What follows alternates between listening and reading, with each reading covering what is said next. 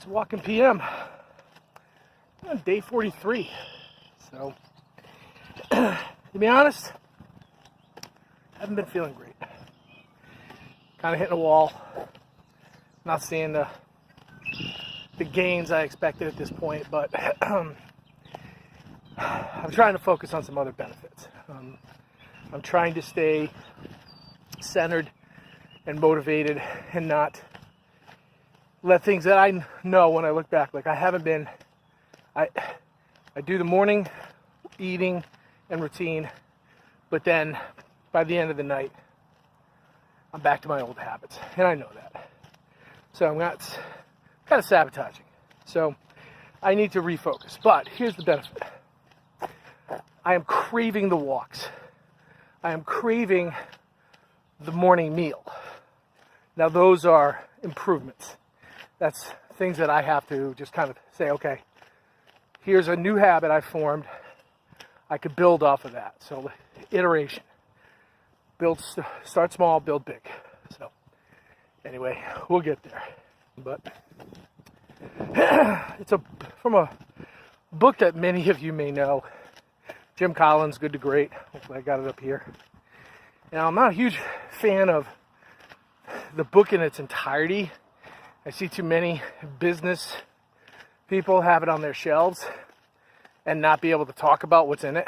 So I have a much better leadership book that I recommend, and I'll talk about that in another session.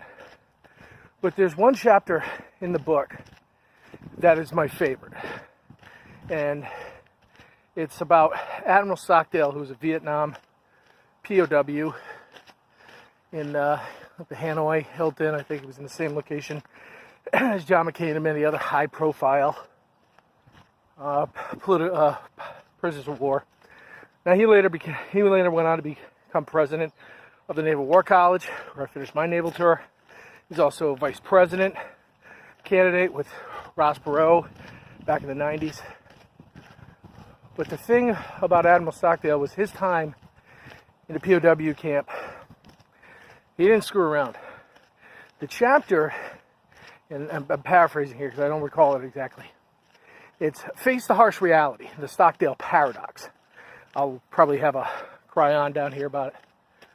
So his message is that you can't let the situation break you down to the point where you've given up. Yet, you can't be so hopeful to the point of fantastical that the situation's going to improve. And that was the paradox, is the understanding those two methodologies or those two belief systems that this is not the end, but I got a long way to go. It may be years. It may be a long time. And that is tough. That's tough. That is hard. I mean, prisoner of war, project management, weight loss, raising kids, new job, starting a business. I don't care what it is.